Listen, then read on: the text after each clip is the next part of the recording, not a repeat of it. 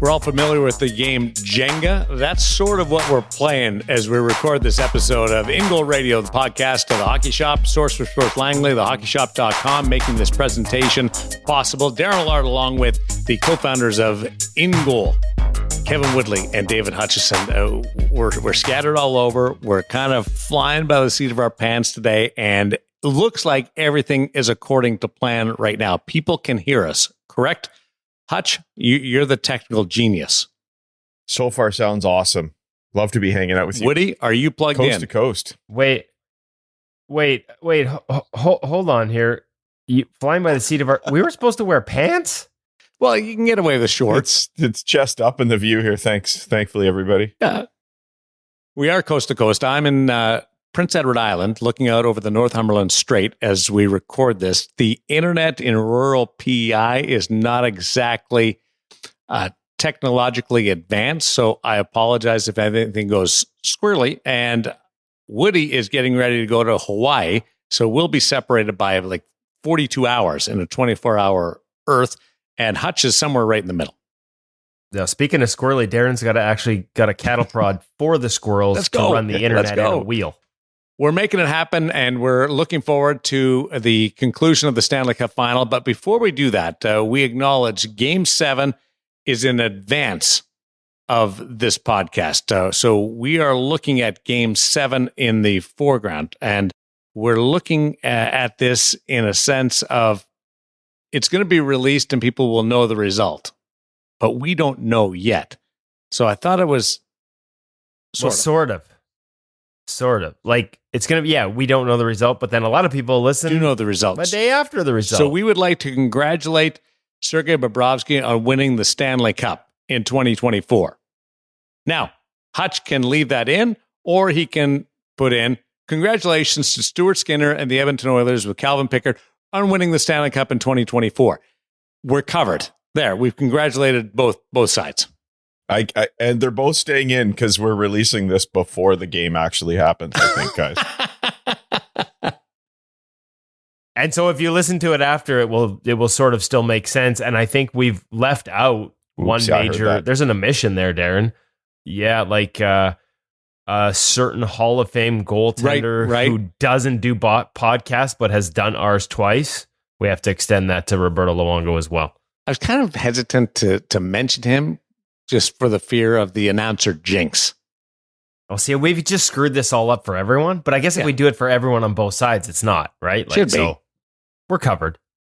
You know what? It's going to go 4 overtimes. Oh, I hope it does. That happens. Well, I'll be watching on a beach with a Mai Tai, so I don't mind. It's literally 2:00 in the afternoon when it starts where I will be. What's in a Mai Tai? Don't know, but it sure gets you crooked. It makes me feel all warm and fuzzy. That is really good. Oh, Game 7, the pressure of a Game 7 in a Stanley Cup Final. Oh, we've watched them before. Woody, you were in the arena in Vancouver for a Game 7. As you look at this, Stuart Skinner's in year 2, and Sergei Bobrovsky is a veteran, all kinds of personal accolades, but the challenge, the focus, the pressure on these two goaltenders is enormous. I can't imagine any more situation where things are squeezed together and so combustible. You're trying to tell me this isn't Tuesday Night Beer League at Burnaby 8 Rings? Well, your intensity takes it up to borderline Game 7 of the Stanley Cup Stuart Skinner Final. is much more relaxed. But listen, like Bob... Yeah, that's fair. That's fair. Like I was just going to say, like Bob's got the experience. He's been here. And amongst the many things that Stuart Skinner has impressed me with, top of the list is probably mindset and mentality. I mean, we've talked before about how his growth mindset, I remember seeing that as far back as Hockey Canada POEs that I was at with him. And he's just continues to show it, right? So I get it. All it takes is one squeeze of the stick at the wrong time, one moment where the legs feel a little heavy and you don't move, you don't react, and that could change it. One mistake. But I'm not really worried about these guys. Like, kind of goes back to what I said going into these playoffs, that the risk of sort of losing the the narrative about how important goalies are, a lot of what this series has been is what the guys in front of them have done. I guess Bob stood on his bloody head in the first 2 of the first 3 games. But since then, like even through then, I guess Edmonton's just controlled and created more dangerous opportunities. And yet Stewart hasn't made any mistakes on the other one. So it's been fun to watch. We have a win from a story or people standpoint on either side of it, and I can't wait to see another game of it because it's been good hockey. Well done, Stu. Wonderful job, Sergey. There we go. Again, we're covered on both We've sides. covered the Cup final. Yep. InGoal Radio, the podcast presented by the Hockey Shop, source for sports Langley, thehockeyshop.com. We have our gear segment with the Bauer Shadow Chesty from the Hockey Shop coming up in just a little bit. Josh Tucker is our NHL Sense Arena feature interview. You heard about him last week. He's from True Focus Vision. You will meet him in this episode. And the Stop It Goaltending You app parent segment. Why encourage your goaltender to be a referee? It's all coming up in this episode of InGoal Radio. How was TendyFest? Before I want to touch on Pete Fry in a little bit, but give me the lowdown on TendyFest. It was frantic. It was big, better than ever. There were goaltenders and their parents crawling all over the place, 3 sheets of ice, gear being tested everywhere, and we were running around at 1,000,000 miles an hour because in addition to enjoying the opportunity to meet with a whole bunch of goalies and their families at TendyFest, we were trying to manage Bill Ranford giving an awesome on-ice seminar and then doing a Q&A with Woody afterwards in a classroom. And that was a whole lot of work because we don't have the giant Sportsnet truck to back our production. We're just running around like those little hamsters on a wheel trying to make it happen. And Bill did a fabulous job. He's just a great person. He's a great teacher. And I think if you're an InGoal member, you're going to enjoy checking out the video of both of those sessions soon. I can't wait to see that. Yeah, it's good stuff. It's good stuff. And 100%, like, if you haven't already, yet another reason to subscribe to InGoal Magazine, ingoalmag.com, and the premium subscription. We have another Pro Reads up this week, second in the past 3 weeks with Charlie Lindgren. Obviously, last week's feature guest here on the podcast, we felt like it was perfect time to bring him in for another Pro Reads, like almost 9-minute breakdown from Charlie on a couple sort of different save situations. He touches on so much stuff. So, add that to Billy sort of sharing with us the LA Kings behind the net play system and some unique features that they teach that some of their goalies adopt. I've talked to a lot of those goalies about how it reduces the wear and tear compared to just using reverse all the time. And Bill breaks it all down on the ice with us. Can't wait to share that with the audience. If you're not a subscriber already, make sure you go check it out at ingoalmag.com. Easy segue. The Washington Capitals and Charlie Lindgren getting a promotion of sorts with the movement of Darcy Kemper over to the Los Angeles Kings. So both teams that you mentioned there, the Kings and the Capitals, involved in that swap. One of 2 goaltenders, Kemper, that moved in the last few days with Jacob Markstrom going from the Calgary Flames, a deal that we thought was going to happen at the trade deadline, but does come to fruition in the offseason with the New Jersey Devils. Were we surprised about either one of these deals? And what does it mean to the teams and the acquisition of these netminers? Woody? Were you surprised? I mean, Markstrom had been linked to the Devils, so probably not that it was New Jersey. I guess the only thing is, are some people surprised at the price? I mean, him and Linus Ullmark are the premium, I would argue, premium names on the market, not just in terms of trades, but like if you look at the unrestricted free agent list, would you not put them ahead of most of the guys that can be signed without a trade acquisition? And so it's a first round pick, but not even in this year's draft, which some say is a little deeper. It's next year. You had to defer. You're eating 31.25% of the salary.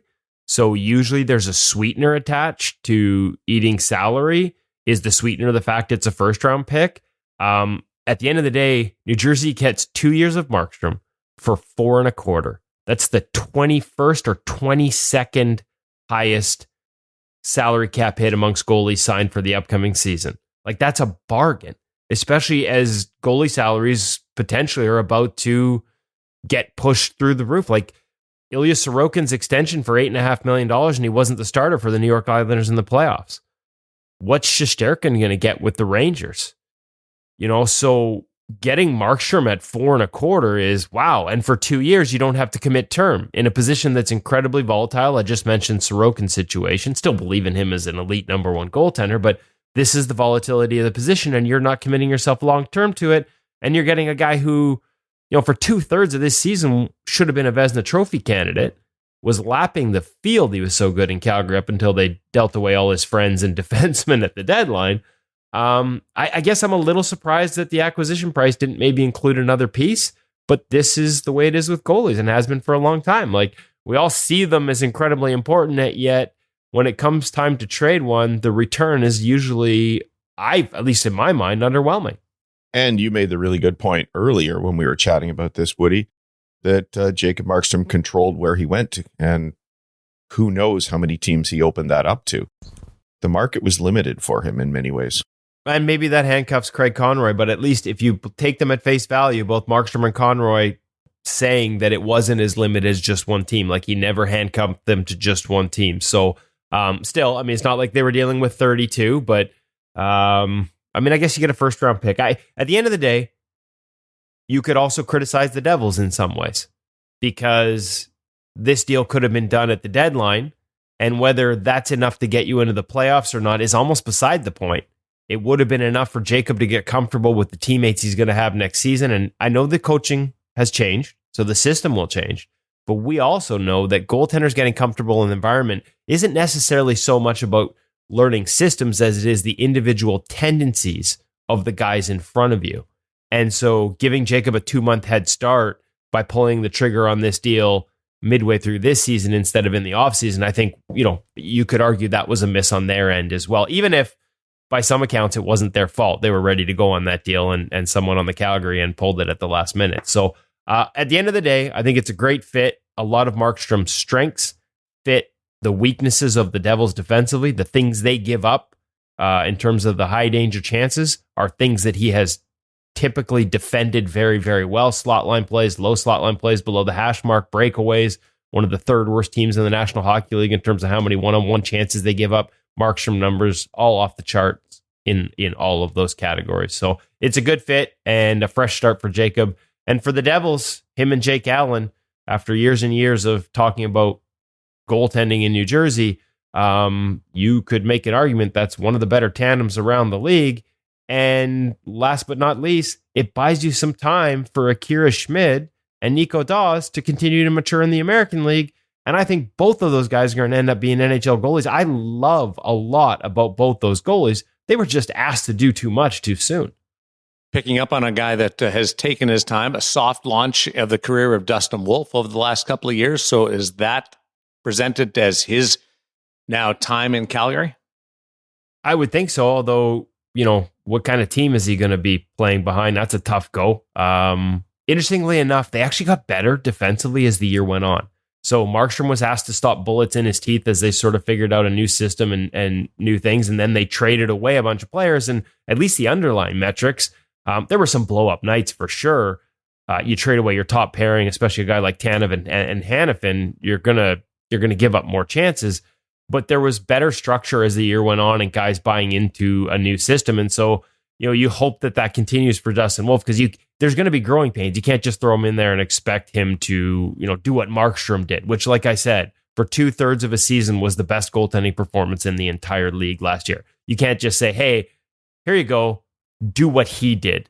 But also don't sleep on Dan Vladar, assuming everything is going well. And by all accounts, it is, coming off of the hip surgery. Dan Vladar, when healthy, gave them some really good minutes over the past couple of seasons. There's a reason he got that contract extension. And so I don't think this is just a, hey, here's the keys, Dustin Wolf. I think you're going to see both guys. And I think that's going to be important, because Dustin's going to need time in practice and with the goalie coaches as he continues to adjust to the highest level of hockey. Washington's crease situation. Charlie Lindgren takes over as the number one guy with the departure of Darcy Kemper. And I'm curious to see where they go beyond that. We see Hunter Shepard, who has had some success in limited, and I loved our interview with him. If you go back to I love a lot of things about his approach. Maybe hasn't gotten a look at the National Hockey. And actually, now that I think about it, is he a UFA this summer? He might even be a free agent. So Washington completely rebuilt its goaltending when they signed Kemper and Lindgren at the exact same time 2 off seasons ago. And now they moved on from Darcy.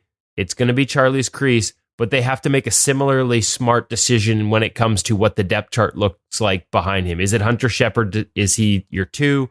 Clay Stevenson with limited pro experience, but moving up the charts quite rapidly, and a guy we know very well from some time in Kelowna in the offseason, and like a lot about him, his mindset and his game. He's there in the American Hockey League, but obviously could use some more time and more games played. The decision they need, I would argue, they probably need, unless they're convinced it's Shepard, they might need to find the next Charlie Lindgren. Can they go find a guy for 3 years at 1.25 that can follow in those footsteps? That's what you want to do if you're the Washington Capitals. Is it a guy like Kevin Lankinen, who had some underlying numbers that were similarly impressive to what Charlie did when he got this opportunity and made the most of it? And Los Angeles invested very little monetarily in their goaltending a year ago. Go a different route with Darcy Kemper returning to the Kings organization. Yeah, and listen, like last year was not a great year for Darcy, statistically at least. But I don't think you look at this as, the beginning of the end by any means, because his first season in Washington was fine.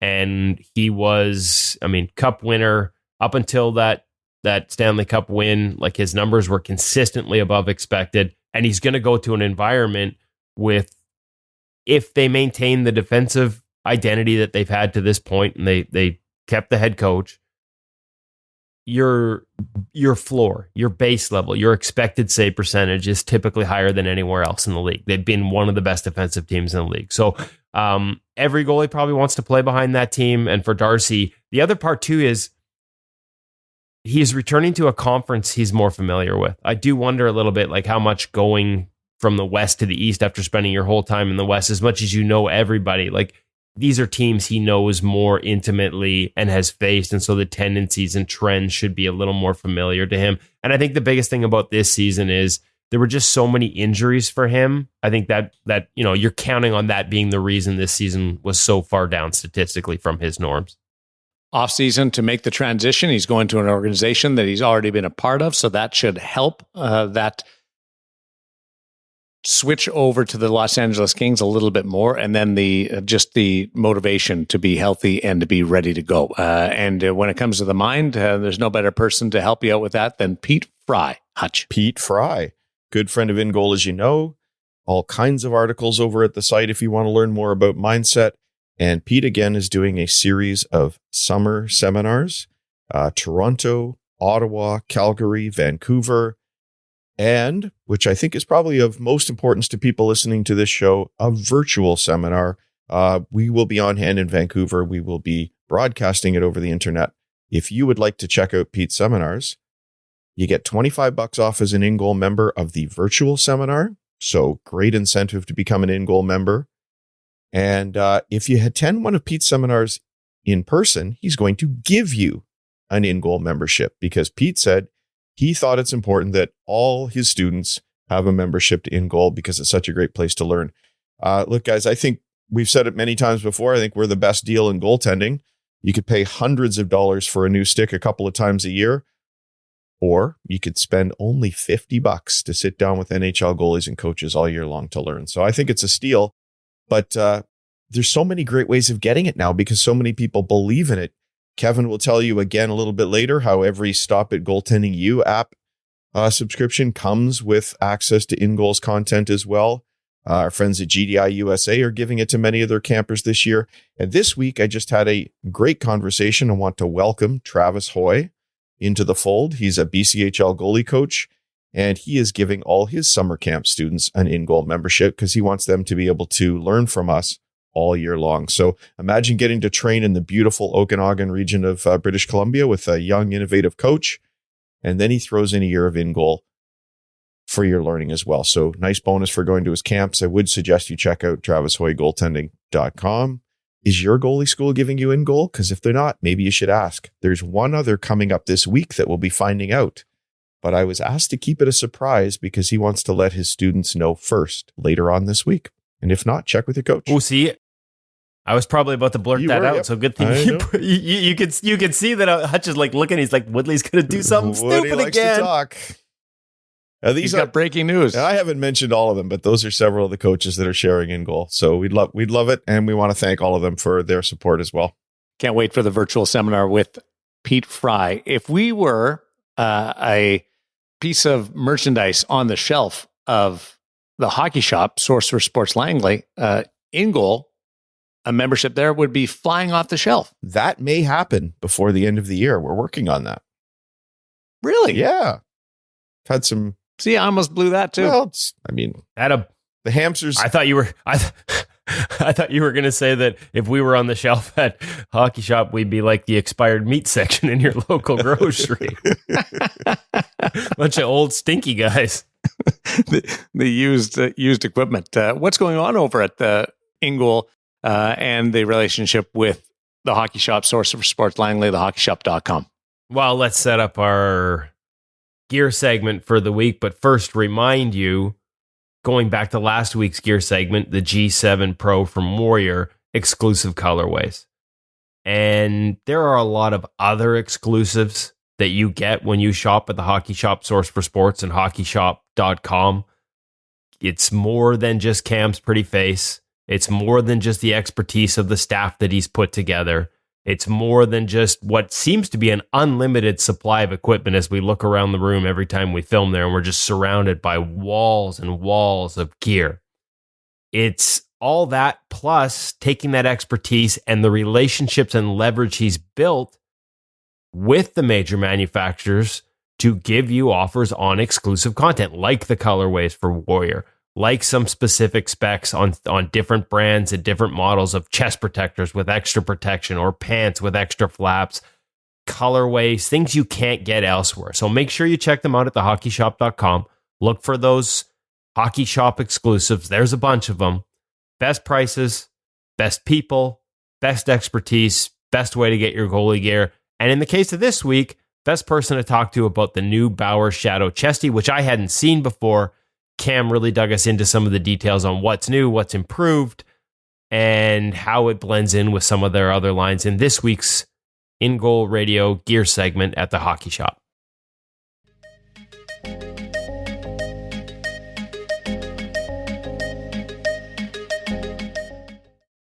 Welcome back to the Hockey Shop, Source for Sports. We're down here in Goalie Utopia, not down here anymore. Man, we've been in the new store for how long, and I still feel like I'm in the basement. Your mind's in the basement right now. I'm with you, Cam. Now let's get you up and out because out of the shadows and into the shadow. The new Bauer Shadow Chest Protector. We did the pads, we did the glove, the blocker last week. Now it's time for the new chest protector, and I gotta say, I am feeling very mobile and very protected, and if I might add, a tad large when I look at myself in the mirror in this. I like you. You are a tad large, so that's why you're wearing a large. Let's talk about this unit. Lots of excitement as Kevin is moving around quite easily, we might add. Actually, I'd like to use a phrase that you just used before. Bulky. But in a good way. In a good way. So, Shadow Chest, what's different over the mock? What's really exciting? Let's talk about the overall premise of the chest first. So, still building off of their older Supreme models, like Bauer Pro, those 195s in the way back when. The way back day. The original 1Ss and stuff like that. So we're seeing that similar profile still exist in the Shadow Chest Protector itself. But now, again, some inherent differences. So hold your arm out. Hinge 3.0. Third generation of it. Great mobility out of the box. Smooth. Yeah. Wow. Like this is out of the box, and we're dancing. So even with I can play golf with this. Well, you could try. That'd be kind of cool. So even with the mock unit itself, we still had some iterations where there was some binding. And as Kevin just demonstrated, in an extreme situation where you are pulled out, there was an ability to have some catching. But here, as you notice, it still went. Yeah. As you notice, it still went. So the reason being is more segmentation on this actual outer flap here as well. But as it's coming up, this will now want to push it completely out of the way. So once the jersey's over top, that will hold everything in place to where it needs to be. Protection level of the stock unit in terms of for the arms has been beefed up as well. So you're getting more protection out of a fresh arm, but once again, custom still exists and you still have the ability to beef up both that forearm and bicep. as well as the shoulder floaters as well. But that's a different conversation. DTC foam now into the sternum plate. So that's Bauer shock absorbing foam that they're using in their gloves as well. So again, an absorption quality effect to the actual sternum as you're cradling in that chest shot itself, but also providing you supreme level of protection. Ooh, good job, Cam. Okay, stand up. Continue on adjustability of the chest. What'd that for? Suspenders. Don't wear suspenders. Well, but if I did, if you did, you do have the opportunity to run them over top of the shoulder floaters and help to anchor them down, because now we can talk about the ability to wear this chest tucked, untucked, hybrid tuck. Hybrid tuck. Hybrid tuck. Wait, what? If we look underneath the chest, we can see how these two plates separate. If he lets go of his hand right there, we can see that we can actually separate these two pieces completely. So I can now get half the chest in, half the chest out, and create that new hybrid tuck that we're talking about. Or you can still go fully tucked in, different anchor points in terms of releasing the chest down, as well as an anchor point down low. So this layer under here goes inside my pants, and this will go outside. It can, or it can fully go inside, or it can fully go outside. The choice is yours. Wow, I kind of like this. All right, spin around like a little top, like your favorite thing to do. All right, nice, breathable back paint, allowing some good airflow overall. We can see the adjustment for the shoulder floaters still remains very similar to what we've seen on years past. The inclusion of that ever coveted fun fight strap, just for those scrappy goalies. One of the nice features that I do like on the back of the arms that continues over from the mock as well is that extra flap in a reverse VH situation. Once you have your jersey on, that will hold that plate down. Just gives you that little bit of extra on that shot that could come over top. Again, great adjustability in terms of for the chest. Similar Velcro adjustable arms to what we've seen in the past from Bauer. And again, one more new feature that I've noticed here as well, just in terms of the adjustment for that side plate. Just a little bit more flexibility in terms of being able to wrap that around your body a little bit more. So overall, very excited about the new Shadow unit itself. I am digging these arms. They're pretty good, eh? I am digging the option to hybrid tuck. I'm digging the fit. I am digging the feel. I am digging the flexibility. Are you digging the all white? I'm digging the all white now. I'm not digging the off yellow it's going to look like in a few months. Is this stock or is this? So if you have any questions, you can give me a call here, 604-589-8299 or 1-800-567-7790. And if you don't like all white and you want your own color, we can talk about custom. It's beautiful. Check it out.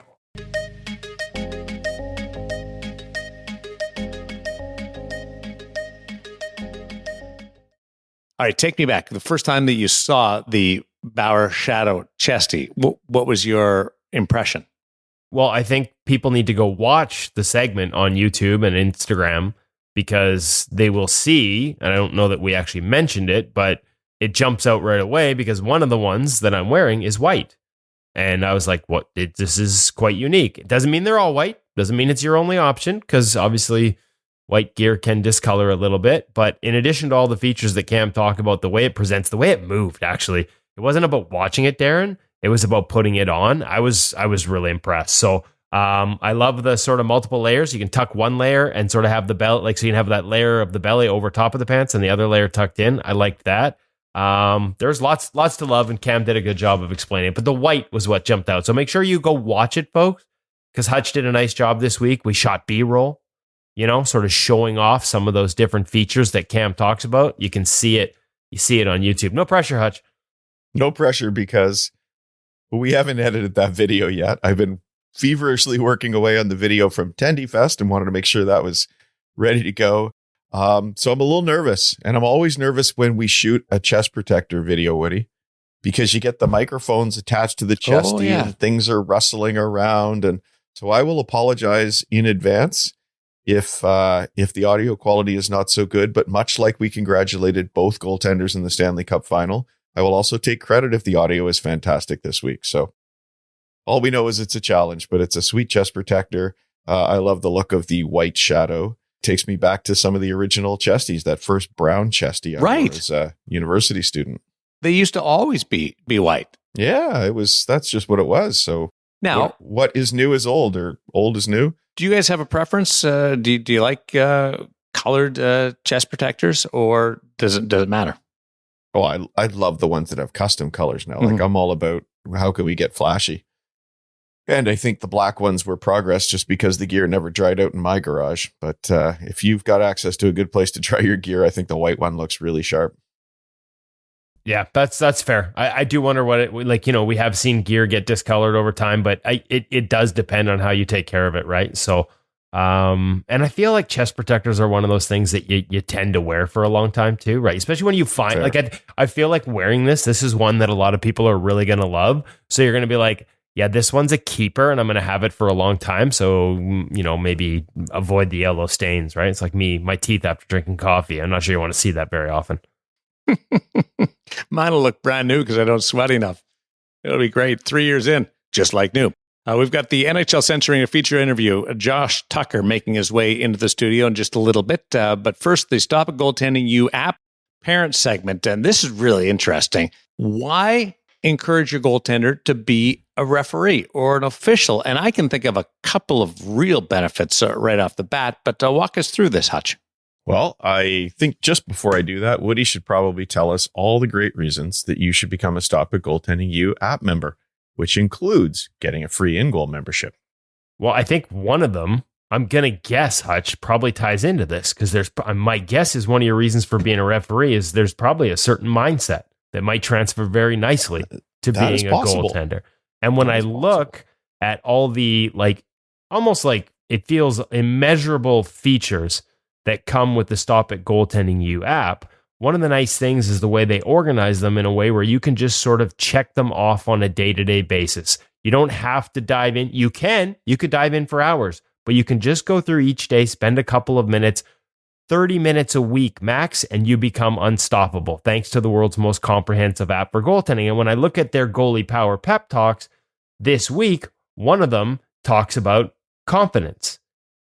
Another talks about not waiting, doing it now, bouncing back from adversity if you've been cut, a mindset of no one cares, blocking it all out and competing. And then you go into the tips, the on-ice stuff where they get into the more specific sort of almost like an in-goal version of pro reads, right? Where you've got guys playing at a high level, sharing how they approach things.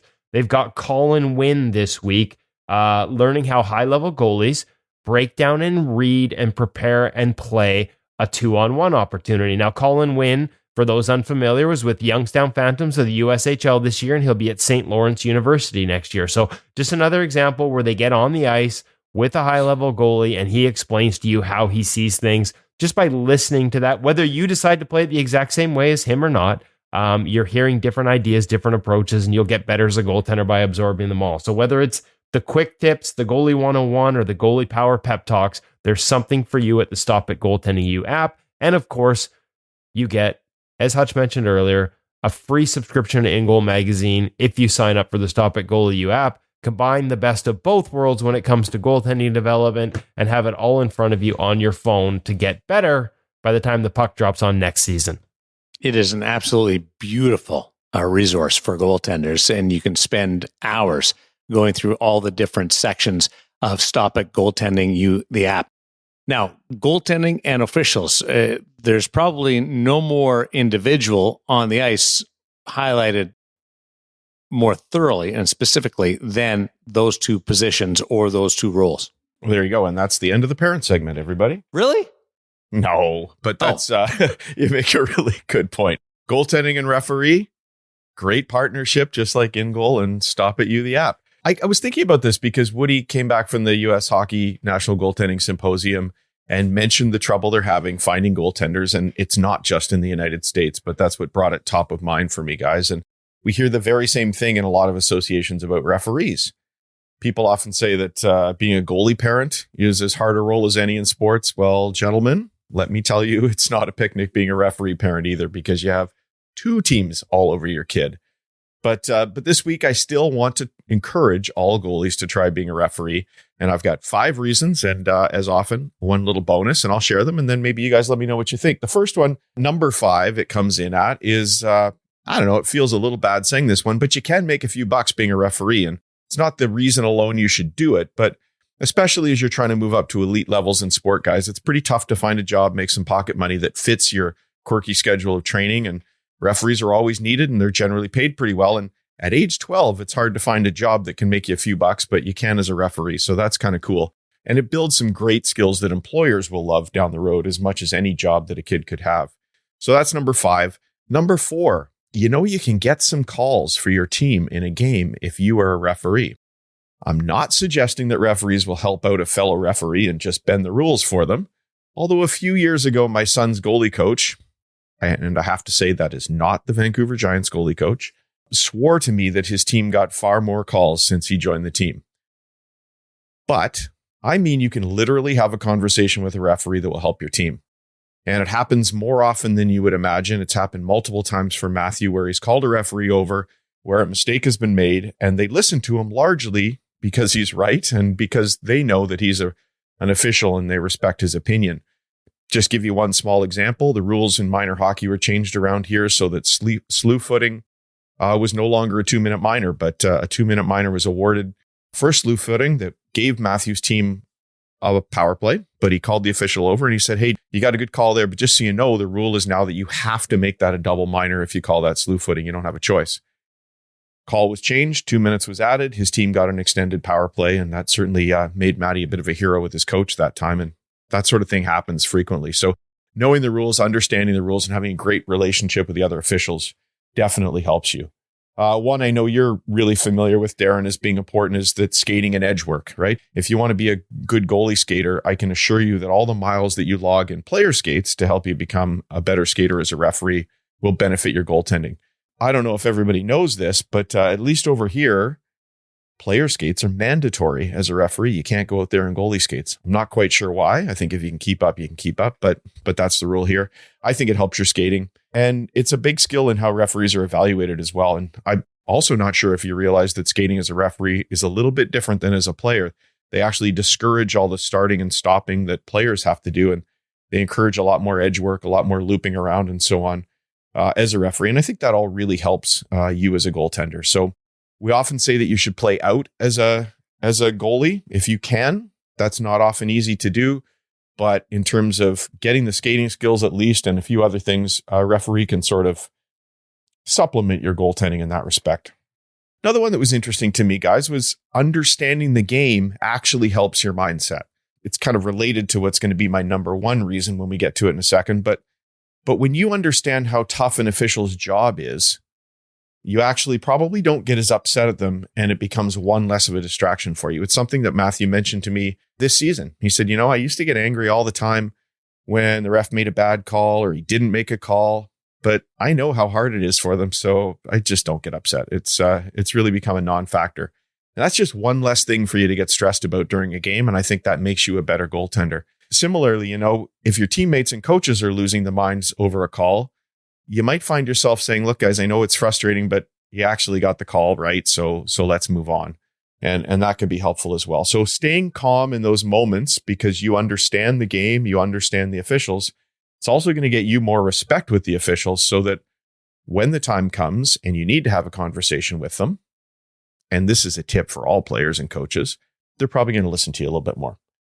And then the number 1 reason is, as I think everybody would have imagined, is mindset. It takes real maturity to keep your head up and do your job when everyone in the rink on both sides now are getting upset with you, even when you do your job well. And it's not just players, but it's adults yelling at young kids who are officiating, which should not happen, but it does, and often with some pretty colorful language. So if as a young referee, you can learn to deal with that, it's going to help you as a goaltender too. There's pressure to get calls right. The impact of a decision can matter to both teams. Even longer term, it can matter if you're calling significant penalties, kicking guys out of games and so on. That's a lot on the mind for a young person to learn to deal with as they're growing up. And it's a big responsibility. Look, even managing the whole game itself is a big responsibility. So it's not easy, but if you can learn to manage those stresses of the job, I think it's going to make you a better goaltender in terms of being able to manage what you're doing out there. And I do want to give one sort of shameless shout out, if I can here, guys, while we're doing this. We all know how important it is to have a position specific coach to help you navigate the waters as a young goaltender. And often young goalies don't get that.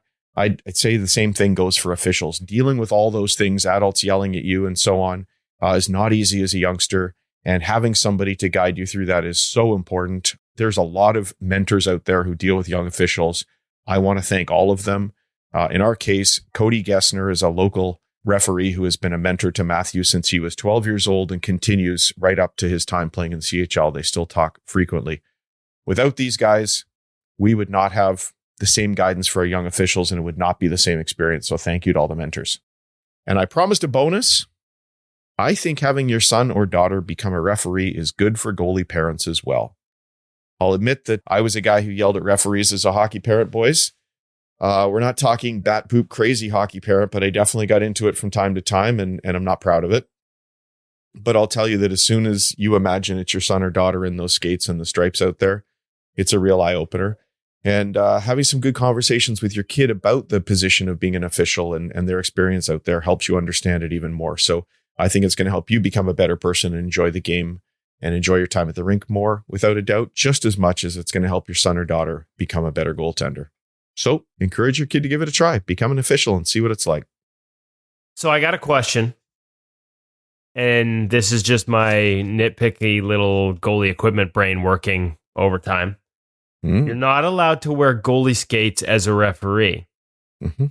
With the evolution, at least here, I can't say that for everywhere. Okay, so with the evolution of goalie skates, like who can tell?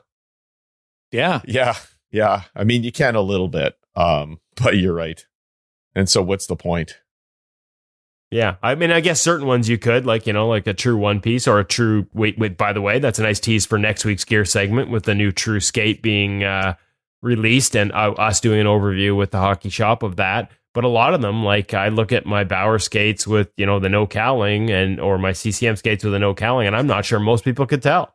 From a distance, I think a lot of people couldn't tell. Generally, the blades are not as rockered, and that's probably the reason, because they want those sharp turns as opposed to the starts and stops. But I can do them in goalie skates in one direction. I guess if you're the referee, though, you're probably supposed to listen to the rules. You're probably supposed to good listen point. to the rules. I mean, come on. At age 12, that's not going to make a difference, but it actually might keep a family who already has to spend too much to be a goaltender from having their kid become an official, because now they have to buy another pair of skates as well. So come on, guys. If that is your local rule, I would suggest you do away with it, at least until they get to the elite levels. I like what you said about being more patient with the referees because of the tough job that they do, and you can relate to that. I was actually going into it wondering if the opposite would be the case, where you'd be more critical. But I'm glad that you brought that up, because I hadn't considered that. Well, everything's perspective, isn't it? I mean, you could look at something as a problem, you can look at it as an opportunity, and how do you take it? So I do think maybe those situations would magnify who you are, but I would hope that if you're thoughtful, and as I mentioned in the end with my little shout out to all the referee mentors out there, I think with the right guidance in all of those situations, that you can learn to take that to your advantage of understanding what they're going through as opposed to getting upset about it. I'm a firm believer that everybody at the age of 14 on should have to take a referee course, whether you're a referee or not, but you take a referee course of any, whether you're a forward, a defenseman, or a goaltender, just to understand the rules a little bit more. And so I'm right with you on the benefits of being an official as you play goal. We've actually talked about having a rules segment on InGoal. Be interesting to know what people think of us doing that. You could email us at parents@ingoalmag.com. Rules specifically related to goalies and the crease and so on, because there's actually quite a few things that I think most people don't understand, or at least a lot of people don't understand. So it's kind of fun. So even if you take that referee course, I think learning from case law, so to speak, different situations would really help you understand and enjoy the game more as well. So I agree with you, Darren, and I think we could take it another step further too. Kind of goes back to that USA Hockey thing about everybody trying goalie. I remember a great story about one of their elite players who was always hard on the goalies having to do goalie for a day, and then after that had a totally new appreciation for it, and his mindset towards the goaltenders, both his and the other, changed entirely because he had to experience it for a day. In terms of weird rules, it's going to take some work. We got to figure out at some point. I understand that we weren't allowed to tape our knobs with black tape because it could look like a puck.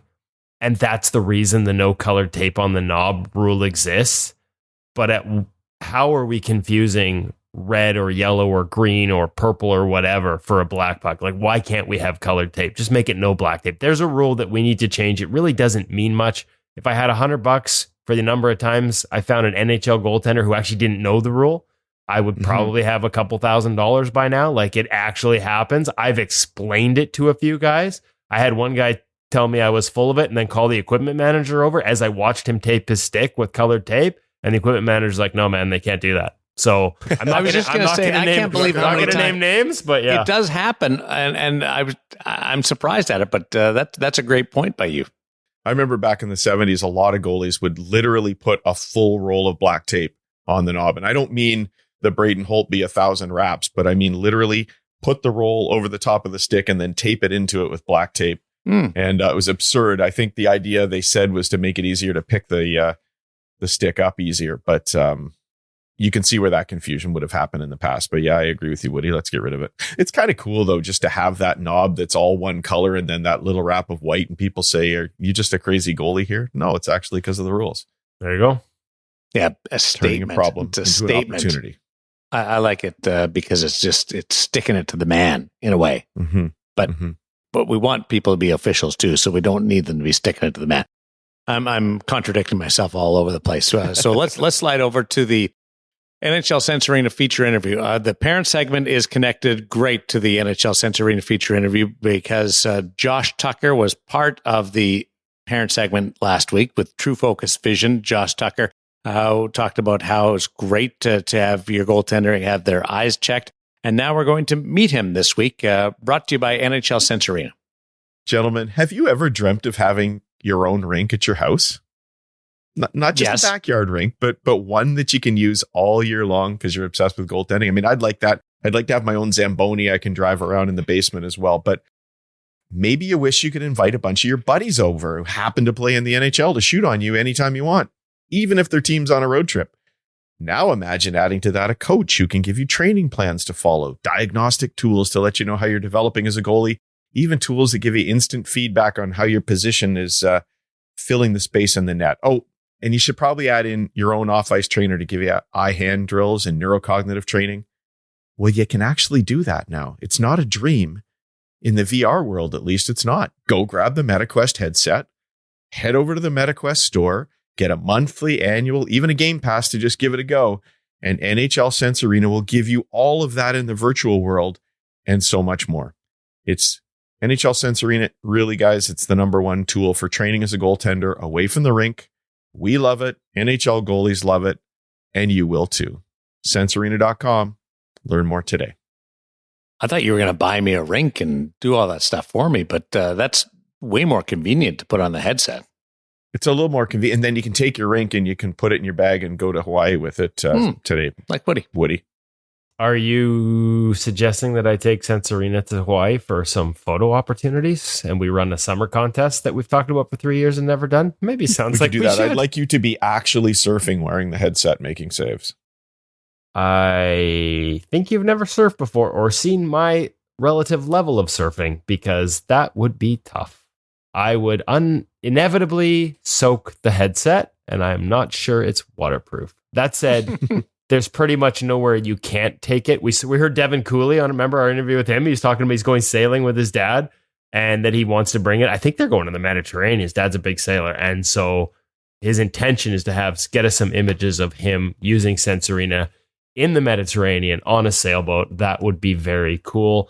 Let's go to Josh Tucker. Speaking of being able to see the game through a headset, Josh has lots of different tools that will help you see the game better in terms of how your vision works. I don't want to give away this interview, but there's so much more to it. There's a lot of takeaways, a lot of tips.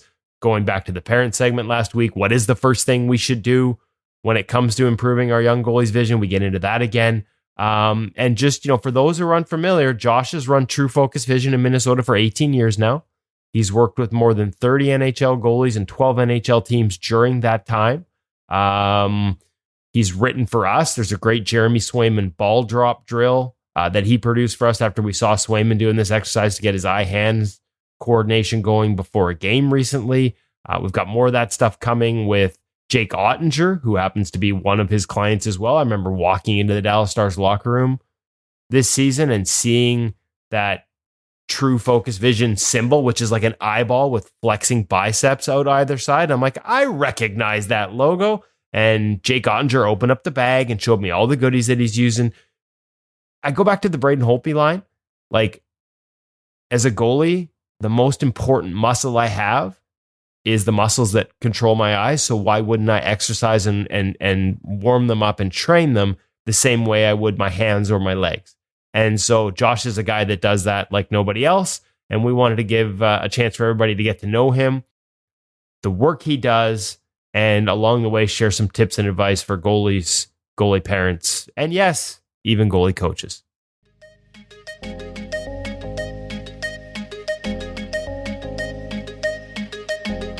Really excited to be joined on the InGoal Radio Podcast. Got to admit, bit of a shocker that we haven't had you on before. I actually had to look because I just assumed we'd had talked in this format.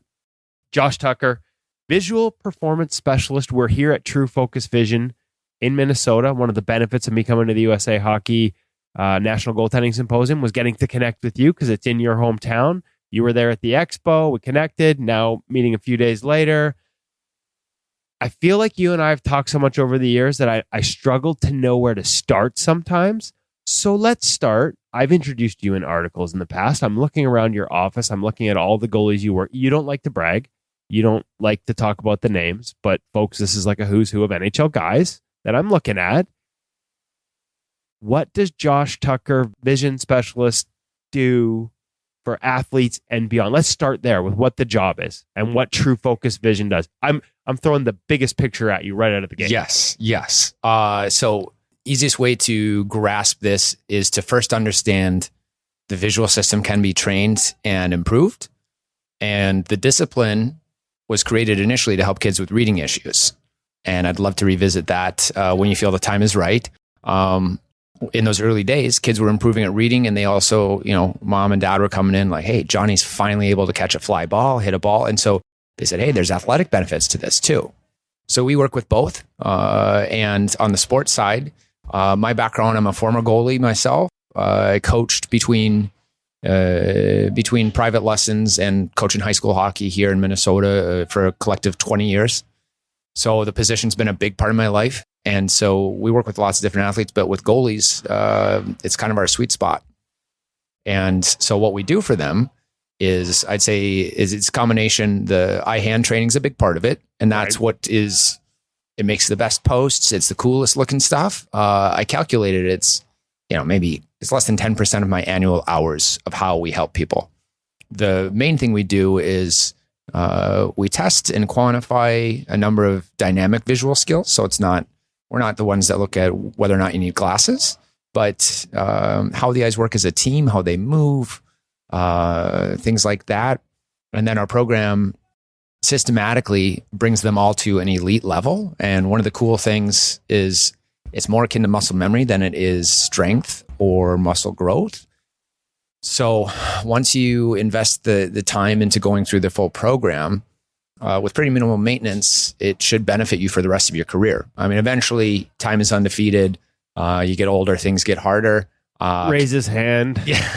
Talks about bifocal contact lenses being the last frontier. It's tough. You need a selfie stick to hold your phone far enough away to read it. Exactly. And concussions can do a number on the visual system. And some people just have visual issues that are more prone to regression. But for the most part, I mean, I've got a couple goalies in the NHL right now who I trained when they were kids, and I have them in once a summer just to double check, and they're still right where we left them, score wise. Okay. So, you've been doing this 19 years in the field. Yep. 14 years with True Focus Vision. Yep. Why don't we, I was trying to think, cause I've seen this, right? I've seen it. We met way back at one of the early Net 360 camps. You and Chelsea Layden came in and walked all the athletes through it, did the testing, sort of went through how their eyes perform different tasks, convergence, divergence, and worked with them on tools to get better. And that's sort of the snapshot I had originally.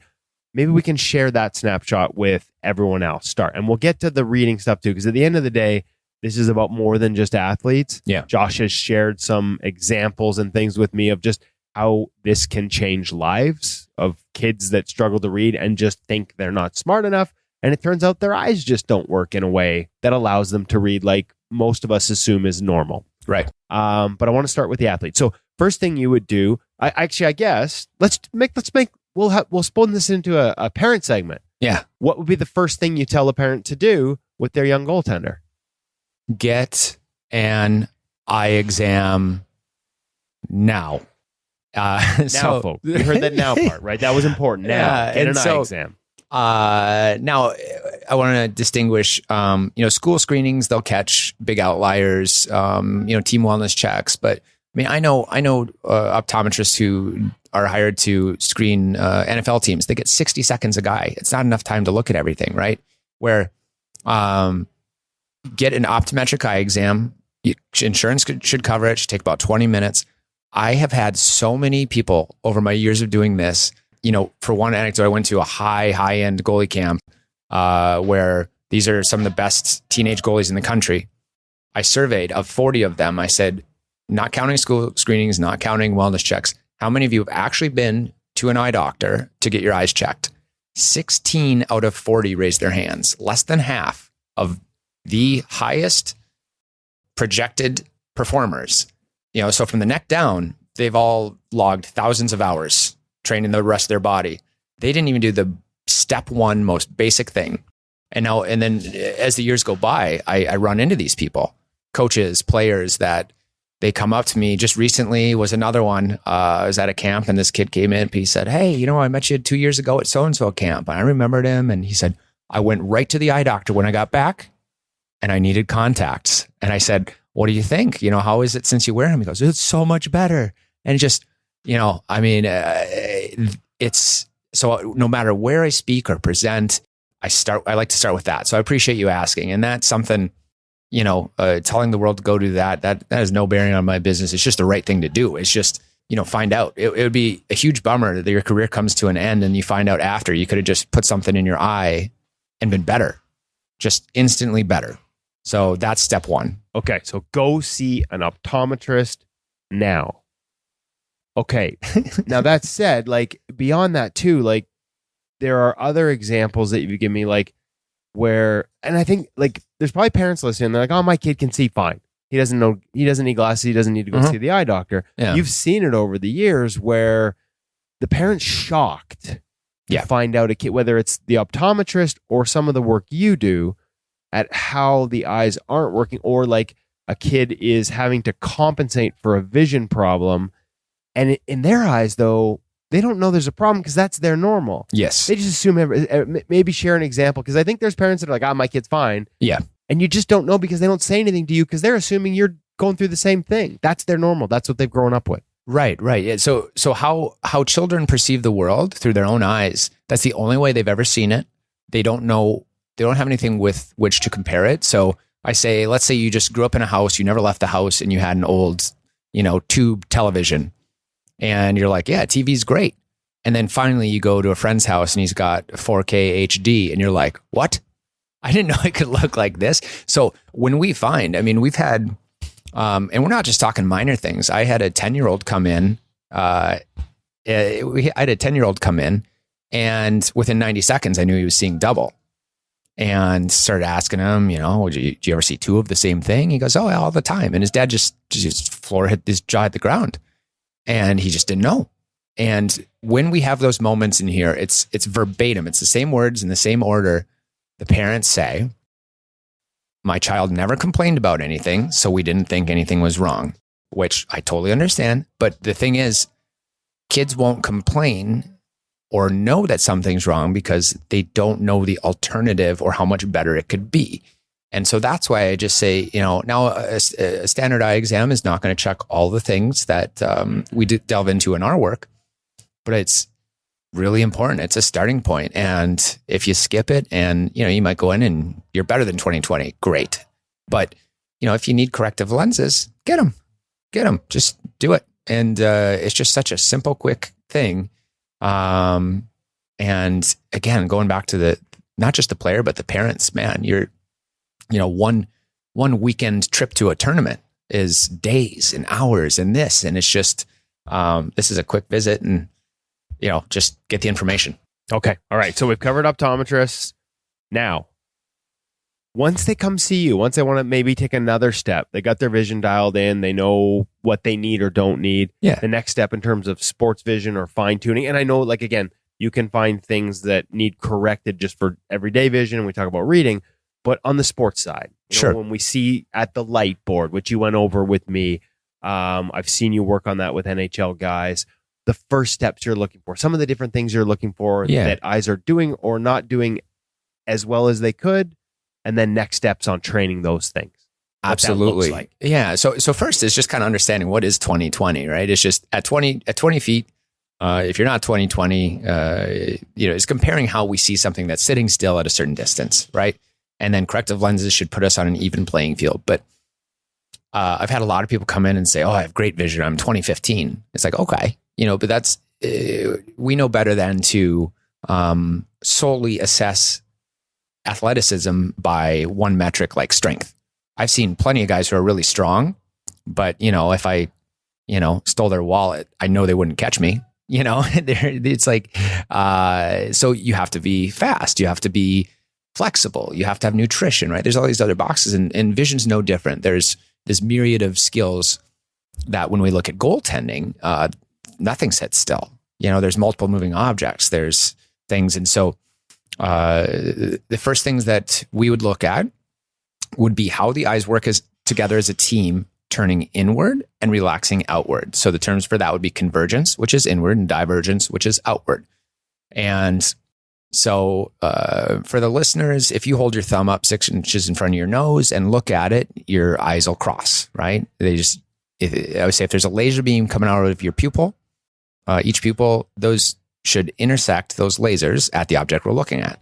And so up close, it's more crossed, and straightforward, it's more, railroad tracks. They're just parallel. And so I'll use myself as an example on that regard. I was very good at convergence and super low at divergence. So for a visualization, think of somebody with kind of rounded back posture, right? Somebody who's on their phone all the time, right? So a trainer or a physical therapist would give me muscles to develop my back muscles and teach my chest muscles to relax. So likewise, most of my visual training revolved on teaching my brain to teach my eyes to relax apart. So what I experienced on the ice was just a wider field of peripheral vision and awareness. And that's huge, right? I mean, I was so lopsided that I would have preferred a breakaway over a shot from the point. I'm not exaggerating. Just everything up close, I was confident. But things further away, I would miss pucks I shouldn't. On the flip side, someone whose eyes have a more natural resting, relaxed posture, they will have trouble bringing the eyes in. And they tend to, you can compensate for this and you get really good at that, but they tend to just kind of catch things out in space. They get good at, the way they typically express it to me is, I've gotten good at knowing where the puck's going to end up, but they're not truly seeing it all the way in. Raise his hand. And we just did a little test, and guess what? My eyes didn't converge very well, and it matched anecdotally how I feel. Like, I rarely see a puck all the way in. Yeah. And I appreciate that you didn't share that with me till after, right? And now I had no idea what to expect. And I again, normals, right? Mm-hmm. Like, that affected me as a hockey analyst or me talking to coaches, because I assumed that, again, I'm 50. Right. And I just assumed that everyone else was the same. Like that, like a kid not knowing better. I didn't know that goalies could see it all the way into their glove, right? Because I never really did. And then we did the test, and it's like, this is why you don't. Yeah. Yeah. And just, as you throw yourself under the bus in that regard, you did very well on the peripheral one, right? And so, and I've had goalies, like high level goalies, once I explained the concept of convergence, divergence, I've had them predict their scores. I had a Division I goalie who said, I'm going to crush divergence and I'm going to be terrible at convergence. And he said the same thing. He's like, I read the play really well. I don't see the puck hit me, like, ever. And he was right, And so first would be kind of those x-axis things, right? And then some people have a vertical deviation, and that's a tough one, right? So one eye at rest is higher than the other, or it might be, when they're looking straight forward, it's fine. But as they converge, one goes up and the other one doesn't, right? So there are all these things that happen that are going to give inaccurate visual information to our brain, or conflicting images, and make things harder. So, and then within that, we're going to see, are the left and right eye being utilized equally by the brain? some people will converge, but only their right eye turns in, right? So they can converge, but now they have to turn their head to keep things centered. And so if you're hearing shaking in the background, that's our office dog, Ollie. Who is awesome, by the way. Sitting on Kevin's lap. So next we're going to look at eye movements. This one to me is so impactful and then potentially beneficial or detrimental. So will my eyes go where I ask them to go? I equate it to, for listeners who remember the computer mouse with the little ball in it, if you did not have a mouse pad and you're trying to fill out a little Excel spreadsheet, it would be super frustrating, right? The cursor flies across the screen, or you have to roll it 3 times to move it an inch. And so that's a skill that I see that's big enough where it'll weed kids out of team sports, where they'll end up gravitating toward cross country or swimming or track, where it's just me and just a straight line. Now, I'm not saying everyone in those sports has this, right? But I've heard a bunch of stories. It's harder to survive the ball sports or things like that. Yeah, it's just too much, and that's a big one on the reading end too. But and so for some of our people, it's drastically deficient eye movements. But we worked with an NFL quarterback where we were checking his eye movements left to right.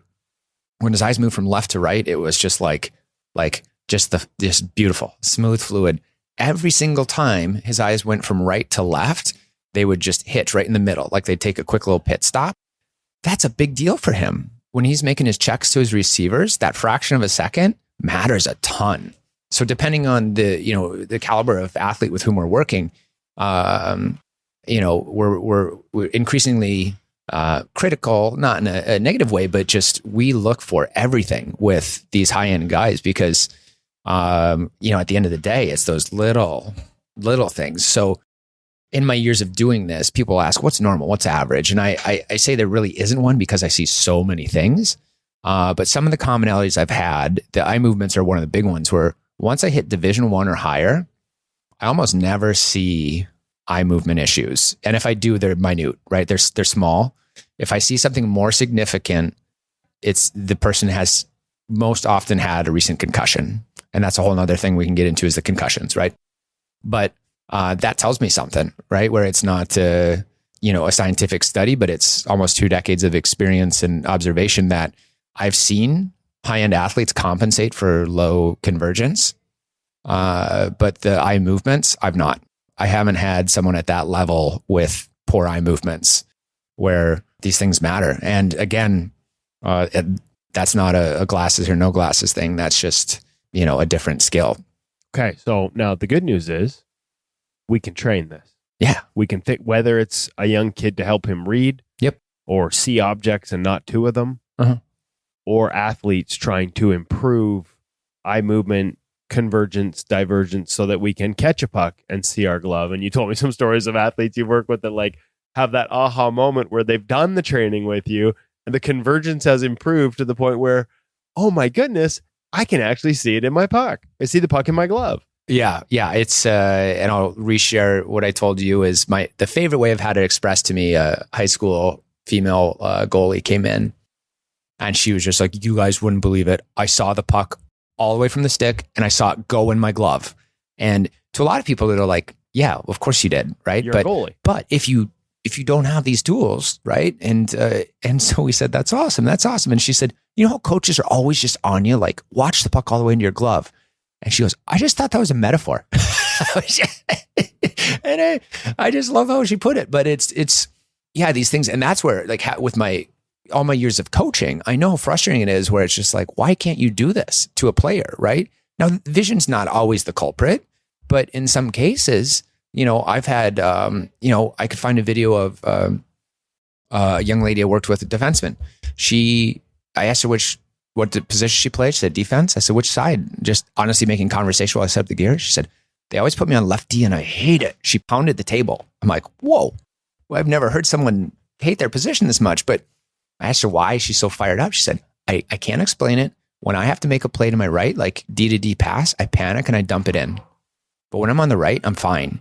And then it was like 30 minutes later, we got to the eye movement stuff. Her eyes would not go to the right.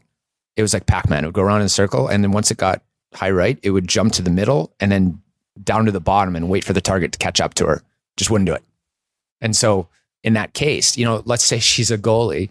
Right? Like that would be her blocker hand, right? The standard approach would be like every day after practice, we're going to dump a bucket of pucks and we're doing blocker saves, 100 of them. And now like that, it won't resolve the root of the issue. Right. Eventually you'll learn to recognize the blade release and all the information and know when a puck's going to the blocker, and you can compensate for it as a goalie. Yeah. But you're not actually seeing it if your eyes won't let you. Yeah. And goalies with that issue, I've seen actually overturn their head. So their trailing eye is looking at it to avoid having to look to the side, where it's, so do you have the tools you need to do the job? And that's really what I come back to with all my analogies is, if a little kid goes into skating lessons, brand new skates, and mom and dad didn't know you're supposed to sharpen them, Johnny's going to fall and fall and fall. And you put him with a skating coach, and Johnny's a hard worker. Like he's doing his best skating coach in the world. The tools are prohibitive. He'll continue to fall. And then, he's going to hate it. And okay. So I want to get into the tools and how you train this. But I first wanted to ask, like we've already established parents, optometrist. Now that's the base stuff. Yeah. But the next step in terms of measuring convergence, divergence, the eye patterns and how they move, you're in Minnesota. Yeah. I'm in Vancouver. Yeah. Are there online tools that would allow people to access that and learn those things through you, or do they need to go seek someone out, or can they do that through you online, or do they have to come to Minnesota? Great question. So both are options, right? So the term for this type of training would be more vision therapy than sports vision training. So if you're not in Minnesota, that's a good place to look. It's just Google vision therapy near me. Alternatively, when you go in for that eye exam that I know you're all going to go get, you can ask if they're willing to do a little more comprehensive testing where they look at vergences and accommodation. Okay. So that's where they'll look at convergence, divergence, the resting posture of the eyes, any potential vertical deviations, and how well the eyes change focus or hold focus at different distances. Okay, so that is something you could do through an optometrist. Yeah, some of them. Yeah, okay. Most. It's worth asking, right? So, okay. A lot of offices, they'll likely have the equipment to do it. Okay. It's going to take longer than a normal exam, so it might be something for which you pay extra, which is beyond worth it. And alternatively, obviously, if you're in the neighborhood here, or if you're visiting Minnesota for a tournament, we can help with facilitating all that. And in terms of the training itself, we work with people all over the world. Right now, I've got goalies in Sweden, Finland, Czechia, Russia, Canada, and just all over the place. And so most of those goalies are goalies that we were hired to work with through NHL teams. Okay. And they're home for the summer, but it's Zoom stuff. Can you do the assessment online? Or is that a little tougher? It's a little tougher. Okay. Just it's best done in person. Okay. But once you've got the assessment, you can do that remotely, work with somebody. Yeah, and that's where if you determine that this type of training is something you want to do, I think and I'm the first to say that I'm not the top expert or most appropriate fit for different populations, different visual issues, but when it comes to goalies, it's hard. It's just such a good fit. It's just I know how to speak their language. Apply the conversations to the position, help the goalie understand why we're doing what we're doing, how it's going to help them. And then obviously, when we get into the eye hand portion, right.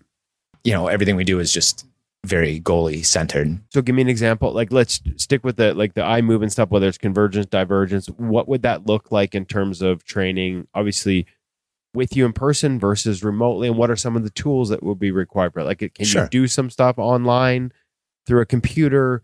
Do you, we've seen the standard convergence, with the beads. I've seen that before. Are there different tools you can do at home, or what kind of, how? So it's people are going to want to work with you. Yeah. I want to show them how they can do it without having everyone come to Minnesota. Yes. And so, a handful of years ago, if you did the remote stuff with us, I only did it at that time with like contracted by an NHL team. Each guy got a Pelican case, big old suitcase. Yeah. And the gear was big. Kind of stuff despised, but, basically like handcuffed to their arm. Yeah. And so, which was fine, right? It was good. And everything we use now is very similar material, like at the core of its functionality. But the turning point for me was during quarantine.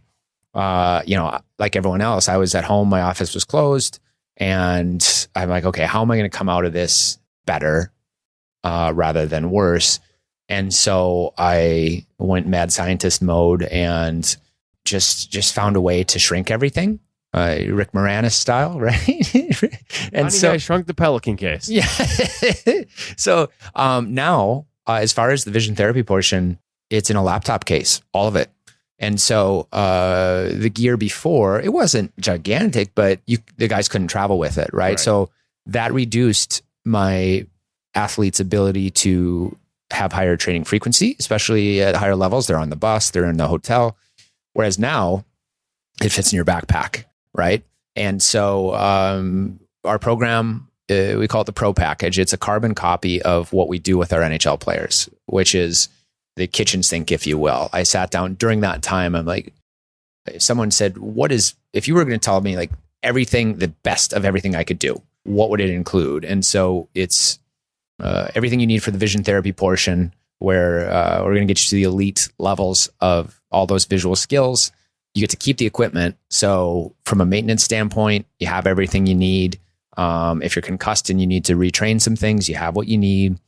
And then we also include a full eye hand kit, where it's a variety of training balls, swivel goggles, strobe glasses, like the works.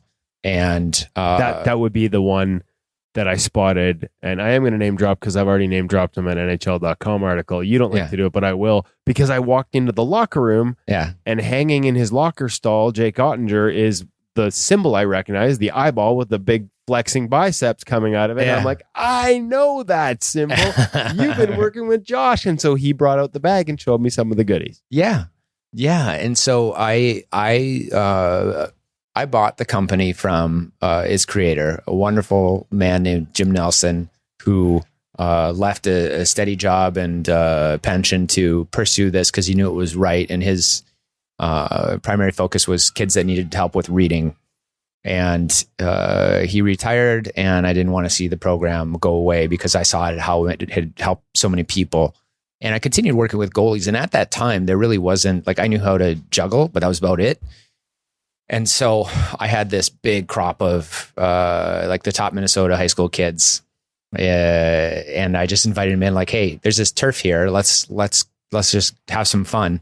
And where it kind of started was it always perplexed me. They tell us to throw a ball off the wall and catch it, which is a fine thing to do. But now I'm tracking something that's going from 7 feet down to 4 feet, going downward. Pucks go from the ground up. And so it started, I took those giant triangular plyo boxes, turned them on their back, and we threw off those to create an upward trajectory. And now so it's more like you would see as a goalie, pucks coming off the ice. Yeah. And so it's really fun looking back at, our body of drills is just huge now. And so now that's something that is just constantly evolving and growing over the years. And it's just, and I've got drills that my rule is, if a goalie comes up with an idea that we didn't come up with, they get to name it, kind of like if you discover a new bug. And so, or star. Yeah. And so, Henry's hallway is my favorite. A kid at a camp named Henry, he said, you have any drills to do when they're in a hallway, like 2 walls? And I'm like, it's a great question. And so, it's hard. Henry's hallway is hard, but, it's named after Henry. And so, with going back to the remote training, we will be the goalie's private eye hand coach for a year. And so wherever they are, if they can barely do the foundations, we'll start there. If they're already a stud, we will show them, hey man, hey goalie, there's a lot you can do beyond this. Right. And look around, you see the pictures around the wall. There's not one on this wall that we can't challenge. And when I say that, it's not just like for the sake of making something super hard. It's still appropriate and goaltender aimed. It's just we've worked on it for a decade. And is that important? Like, I'm going to digress a little bit. The importance of, because like goalies typically start with juggling. Like that's a common thing. Goalies juggle, right? Yeah. But they can get to a point where they're just juggling and they're not challenging anything. Is it important to sort of constantly be moving forward? Yes. And why? Yeah. So I tell people I kind of swung on a pendulum in terms like juggling it's something that we've all been told, like, you're a goalie, you should juggle. You should, right? And at first I worked on that with kids just because we were supposed to. And then I stepped back like, well, is it that important? Because I met and worked with a goalie, Stanley Cup winner, didn't know how to juggle. And I'm like, okay, well, it's, so, okay, is it really that important?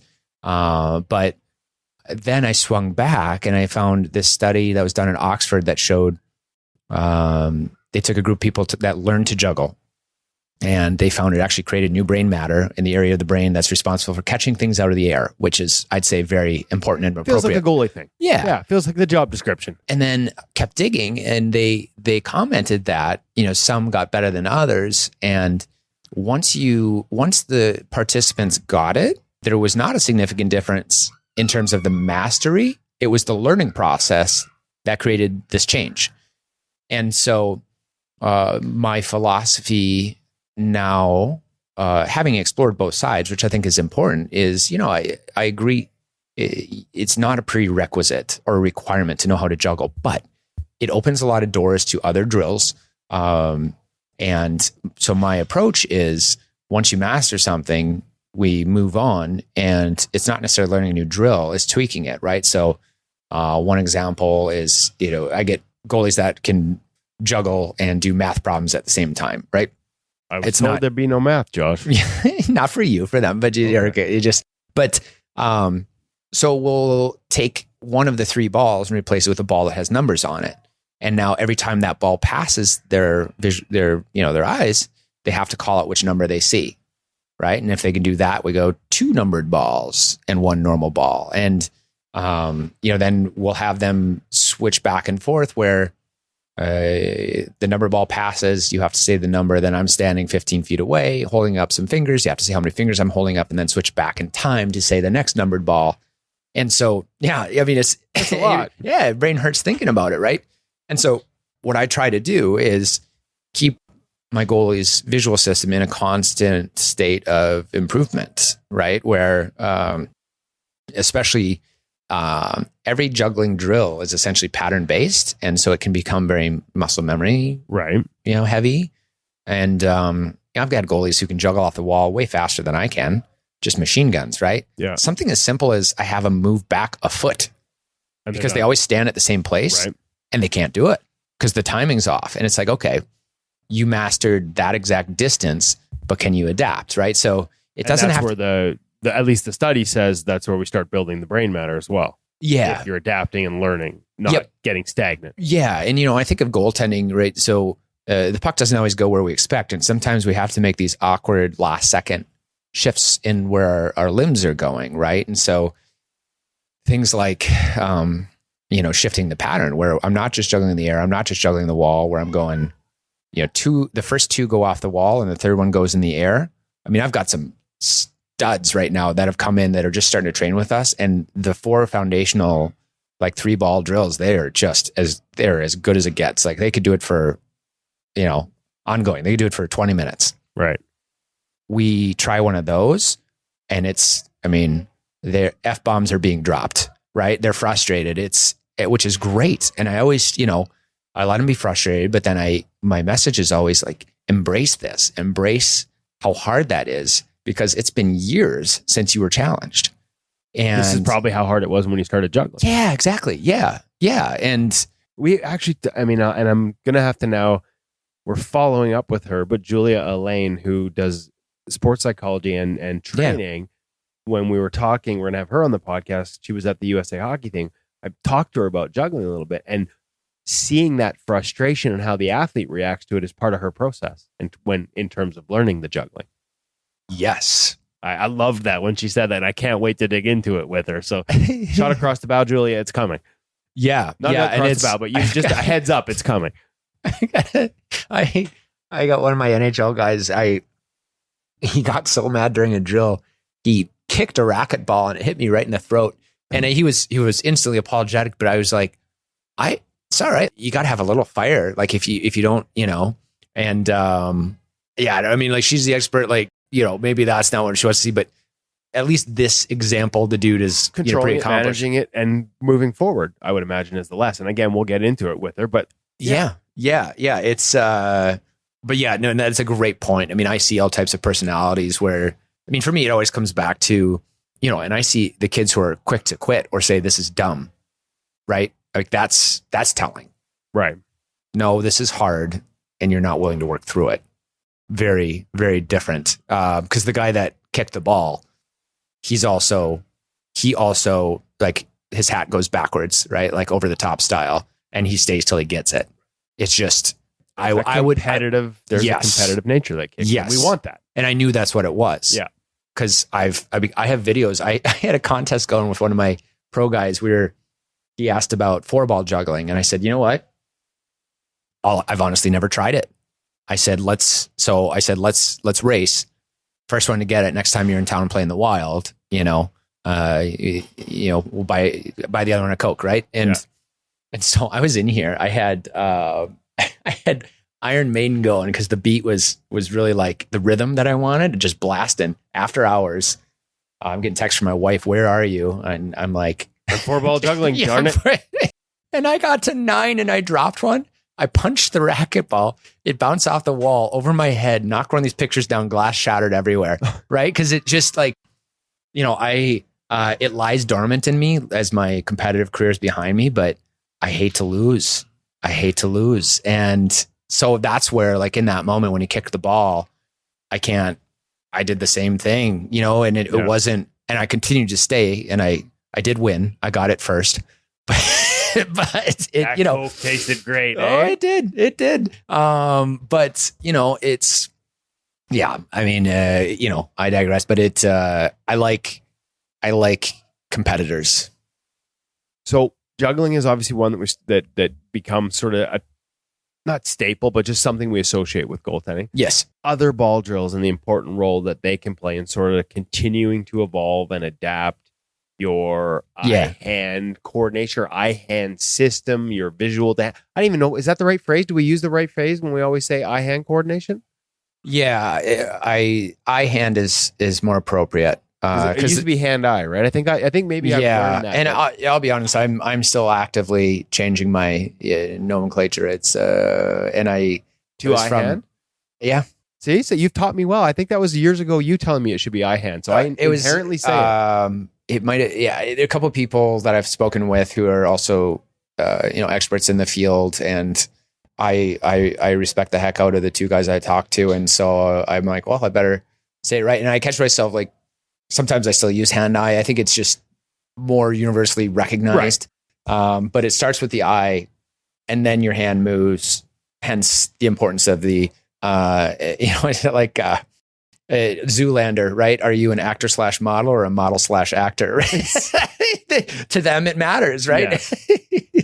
So we progressed from juggling. We've seen the different. We saw some. You had one with Jeremy Swayman where we caught it on Twitter. Shared it with you, came up with examples. We found one recently with Jake that we're going to put on the site. Like those types of drills, progressions through them. Yeah. Those are all things you do here in person with your pro athletes and your athletes at every level. Yeah. But also you have an online library that people can tap into if they want to get a membership and walk through this process with you. Yeah. Yeah. So that's a new offering from us where a book of what we do is in this office, and it's deeply important to me, especially, the reading kids, and hockey wise, most of the people that have access to us are local. But I, just as a lifelong hockey person, I also want to contribute to a wider, aspect. Right. And it's not everyone's in a position to do our full pro package program. Right. Not everyone's as lucky as me and gets to fly to Minnesota in the middle. Yeah, right. Yeah. So, and so the eye-hand training is something that, two things. One is to no fault of their own, most goalies are just very limited in the number of drills that they've been taught. And I was in the same boat, summer camp. It's just kind of the 4 is like learn to juggle and throw a ball off the wall. Right. And that's it. And still number of the pro guys with whom I work, they're still doing the same drills that they learned in, summer camp as well. And by no means do we limit things to juggling. That's just part of it. Right. So yeah, the website has pretty much most of our eye-hand drills, solo drills, partner drills, small group drills. We're working on about to add a section entirely for goalie coaches, how to coach the drills, how to utilize them in your camps. Well, that's a good one to make sure they've got something that's focused properly and progression. Say if you've got a 5-day camp, they'll have a tool where they can be like, hey, I'm going to show that either I'm going to show this directly to my kids or I'm going to learn it so I can show it to my kids. Exactly. And I hear all the time, and I always say you can only be an expert in so many things. Right. Coaches approach me constantly like, man, our on-ice stuff is so good. We've aligned up speakers for this, and this, but I need to fill out 45 minutes or an hour every day. And by day 2, I'm out of drills for eye hand. Right. And you normally, like you talked about some of the big camps that you've gone to and NHL teams that have brought you in, but you can't be everywhere. So this is a chance to maybe do it online. Yes. And I love coaching so much. I mean, I miss it, but I also I'm a dad now. And so I will take that trade-off, but I really have a deep appreciation for anyone that coaches, and I mean it. And the conversations I had in St. Paul this weekend with just people who just want to help these kids, and I want to help them help those kids. Right. And so I'm trying to put that out there, at, an affordable rate that they can have access to these things. And I recommend they learn the drills themselves, which is no small task, but also help them make their camps better. If they're a season-long goalie coach, and how dare they have a career they have to be at where they're not there every day coaching peewees, but give your kids tools that they can use while you're gone, and just give them the tools they need to improve. So that's the vehicle with which we're going to try to get that out there is, and just going beyond in terms of what I see the average goalie, their knowledge base of number of drills. And it's not just the sheer number, it's the progressions and regressions, right? If a drill's too hard, we have regressions to make it easier. If a drill's too easy, you don't have to learn a new drill. You substitute in a different type of ball, or you incorporate both hands instead of one hand, and things like that, where or add numbers to the balls to add all kinds of different options that are all on the site. Yeah. And on this site the drills, like if I go spend a couple days with a pro team, we do these drills. We're doing the hard stuff. Yeah. But those things are in there. Okay. We talked about the tools that are in the bag that I saw in Otter's locker. Yeah. I don't know if he had them or if everybody gets them, but we've talked about strobes before. Yeah. Now, I know Flower uses them. I think since he left Vegas, the goalies there use them. The value of strobes, is this an area where have we hit the potential? Because it feels like the one where not everyone uses them. Yeah. But I know in our past discussions, you feel like there might be more there for goalies. Yeah. And actually, I believe it was the first time Flower had ever used them was I got to go work with him and some of the other guys when they were with Pittsburgh. And we were in this tiny room, and I hadn't really fine-tuned the reaction boards yet. So we dragged 2 nets into this little room, and we had picnic tables on their sides, and there were just tennis balls flying everywhere. And so they're an amazing tool, I would say, extremely underutilized. And I think some of it is people aren't sure what to do with them. Right. Most goalies who I've talked to that have tried them, I tried them once at a camp, and they say, yeah, those things are cool, or yeah, those things are hard, both of which are true. Right. But them being hard is what makes them effective, I would think. Yeah, it's just knowing what to do with them. Right. And so I equate it to if you ever played baseball and you threw a weight on the bat, so you have the bat, you swing it, it's kind of heavy. You put the weight on there, it's super heavy. You swing it a few times, your brain gets used to that, and then you take the weight off and the bat feels super light. So that actually would explain why Flower uses it in a pregame situation. Yes, I would say that the way I describe the effect of it is it primes the visual system. So the original technology was by Nike, and they were doing studies on it, and they had proved the efficacy of it as a priming tool. They were about to look into its long-term benefits. Right. And then they sold the technology to Synaptech, and long-term benefits. I don't know. The guys with whom I use them regularly, they say they feel there is, but regardless, how I recommend people use them is as a primer before competition. And so we do the drill without them to get a baseline, right? Like I can kind of see like, all right, it's not, I'll do it with goalies in the net, right? Throwing balls off the board. All right, 3 went in, but it's not just that. I look at their movement, right? Like kind of double movements or little hitches, inefficient movements. Are they catching it cleanly or is it going off the thumb? And then we start at the easiest level. And typically when we first start, it's laughably hard, right? Like it's hard. Yeah. But the brain gets used to it. And what you're doing is you have to execute a task with less visual information. And you get used to it. And then I can see when it shifts where they're starting to make clean saves with it, right? And we do about 15. And then we put them on the forehead, take a minute, put them back on, and we move up a level, which you can make it harder. Yeah, right? you move the strobes inherently are adjustable in terms of how much information they take away, depending on the set. Yeah, and it seems counterintuitive, but the higher level you go, the slower it blinks. People usually think the faster it blinks, the harder it is, but the more slowly it blinks, the fewer times you'll see the puck or ball in between en route, right? And your brain has to fill in the blanks, right? And then you move up a level, and then it's brutally awful. Everything's going in, you're going the wrong way. But then you just see it. You can just see it, and the goalie can feel it. Where it's like, okay, I can handle this. And then you repeat that process. And I mean, there are 8 levels, which I'd love to hear if anyone's found something to do with level 8, because it's like it's just. I mean, I did this with a local story. Did footage on our work with Dubnik when he was with the Wild, and I encouraged the host to get in there and do it. And I mean, like, the second or third throw, I mean, he was in a suit and he had him on like level 4 because that's what Dubes was using him at, which I hit the guy right in the nuts. I felt so bad. He was a great sport. He showed it on TV. But anyway, coming back to it. So what you do. Note to self, don't use strobe glasses with Josh and the camera running. Or bring a cup. Oh, man. But the magic happens once you're like typically level 3 is where I go with, if you're doing a high speed drill, then you take them off and it's just awesome. You're just everything dialed. looks like a beach ball. Yeah. And then, so from my observations, like with the big goalies is, I mean, I'm about coming up on the season where I'm just like praying I don't rip my rotator cuff, because I'm throwing racket balls from 12 feet away as hard as I can. And I cannot get anything by them.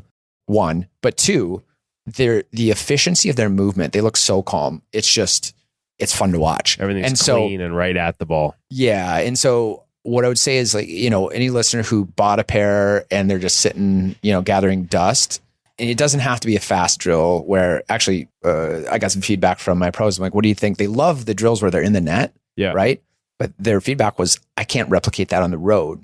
Right. So like Flower does more basic type drills with them. Before the game, like throwing balls back and forth from a guy, two-handed stuff like that. Yeah. And he can do that anywhere, right? Because he's got his guy that does it with him. 5 feet of space, kind of thing. Exactly. And so I came back, and so then me and a guy in my team, I said, let's explore this. And so we scaled back from, like, I'm big on, if we're going to do something, let's do the best version of it. Right. But then we scaled it back and we did just some more simple drills. And I felt the same effect. It was still maybe not quite as pronounced, but you can get that effect. The main thing is just going through that process and then taking them off, and then you're set to go. And so, and I've got that's one of the videos on the site is like a full walkthrough explaining, like, here's precisely how to use those. How to use the synaptic strobe goggles. Okay, yep, it's got its own video. Last one. Okay. As I'm famous for asking and then asking 5 more. So let's see how many threads this pulls. You mentioned concussions. Yes. Something near and dear to my heart. Unfortunately, not so much my head. You see when you have an athlete, they've hit certain levels and all of a sudden they get a concussion, they come back in, you see the difference?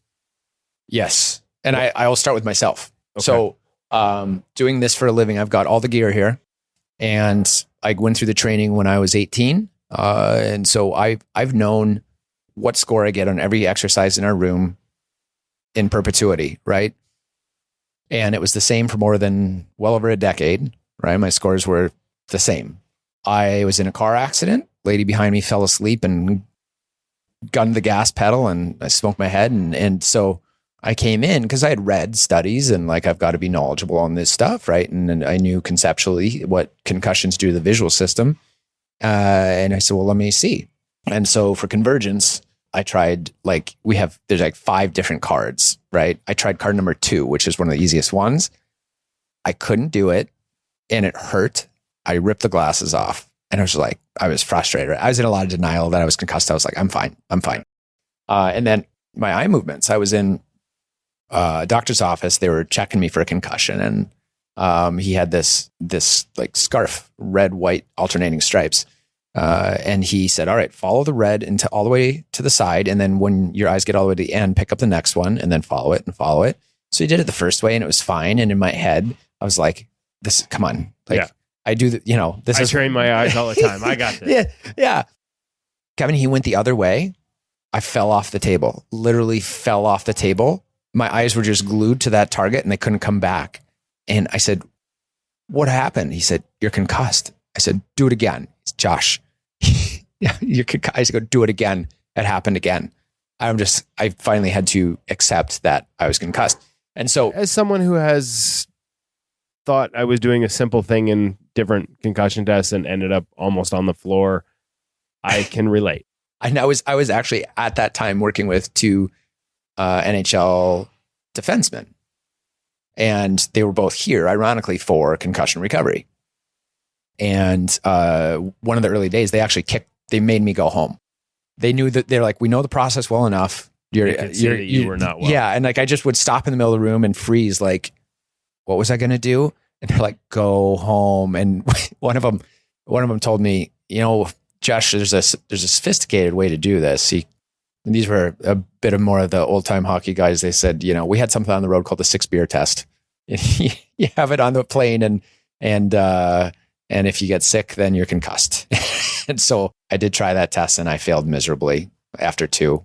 But current literature, depending on the metric they use, says 80 to 90% of concussions yield some sort of drop in visual performance. Okay. And much like the old school approach of lock you in a dark room is going away. Yeah. More proactive recovery. Yeah. So the visual system, like for me, I'm very fortunate. I had this equipment here. I had to retrain myself.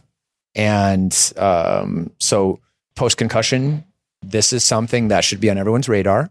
I know you have to see so many specialists and all this. Yeah, we're not saying don't. But it's, yes. And this is one piece of it. Yeah. Right. But and I know it could be a lot, but, just one thing I want to impart upon people is recognize that, concussions are part of the sport. And if your child gets one, this is something that should be part of what you look into afterward. And to go one step further, that's part of why I recommend people have the more vision therapy testing done. One is to see where you're doing and see if this is something that can benefit your game. But then also, if you do get concussed later, you have data with which you can compare it. Because if someone comes to me for the first time and my team of optometrists, if they come in and they're like, they score low on convergence or accommodation, I can't say if it's coincidence, correlation, or causation due to the concussion. I know, it's nice to have that pre-data as well. But baseline. It's a visual baseline. Yeah, but it's, someone who, even if it's not caused by a convergence, like a kid with convergence insufficiency whose eyes won't turn inward, reading can give them headaches because the eyes are working so hard to just turn inward. And now if someone's concussed, part of it might be if their eyes are struggling to converge now, that's going to trigger symptoms. Right. A lot. And it happened to me. And that's where, retraining it helped me in my process to recover. Awesome. Okay. We're going to have it in the show notes, links and things like that. Yeah. But if people want to learn more, just for now, and like I said, check the show notes, folks. But where can they get you? Where can they reach out with questions? Sure. About moving forward? My email is josh@truefocusvision.com. You're a brave man putting that out there. Where's the website? truefocusvision.com. My home address is blah, blah, blah. I'm in the upper right. If you'd like to come take Ollie for a walk tomorrow, I have extra poop bags. So truefocusvision.com. And our Instagram is at goalie vision training. And, beyond big picture, beyond the goaltending end, I would love to just put on the radar the reason our program exists and the reason I chose this as my career and the reason I will do this the rest of my working career is the ramifications on reading issues. So on our page, next to the sports page is reading. There's a video on there, 5 minutes. If anyone has a kid that's struggling with reading, these same things, if the eyes struggle with movement or with convergence, it can really be tough for kids to read. And so I always like to put that out there because, helping goalies is a huge passion of mine. But the undercurrents and why this company exists and the things, my wife always says when I come home, she doesn't know who any of these people are. Maybe a couple of them. If the odd if one she's that plays met for the him, Wild, maybe. Yeah. I just light up anytime I get to work with him because he's just so fun and nice. But she doesn't. She'd tell you if she were here. I never come home and talk about these guys, but man, do I come home and talk about the kids whose lives you've changed. I've seen examples of it. So yeah, I know. Yeah, and it's legitimate, folks. It's real. It's imagine thinking you're dumb because you can't read, and it turns out your eyes just don't work how everybody else's do, and it's fixable. Yeah, imagine that would mean as what I get emotional just thinking of what it would mean to me as a parent. Imagine what it would mean for the kid himself. Yeah, I appreciate the opportunity to say that, and I know a lot of people in my field are trying to, the same effort to raise awareness of that because it's. I mean, I see it and I'm getting goosebumps right now. It happened multiple times this weekend. Just the confidence just being shattered for kids for something they did not choose and for something they're probably not aware they have. Right. And that's where this, you may be coming to this as a goalie parent. Yeah. But even again, and it goes right back to starting at the optometrist, right? Yep. Like, go get it done because your kids won't be telling you because this is their normal. They don't know. And the amount of times that, you would know better than I, but I've heard these stories. I've seen these anecdotes where you discover something that is not just, hey, maybe my kid might stop a few more pucks, but hey, we're changing a life here in terms of the ability to keep up in school and things that they thought they couldn't do, they can because their eyes are now working properly. So good on you for continuing that work. Thank you. Folks, remember, you can get him all the stuff he just mentioned, including his email address. Again, brave of you. But we will have it in the show notes as well. Josh, thanks so much for the time. Thank you, Kevin.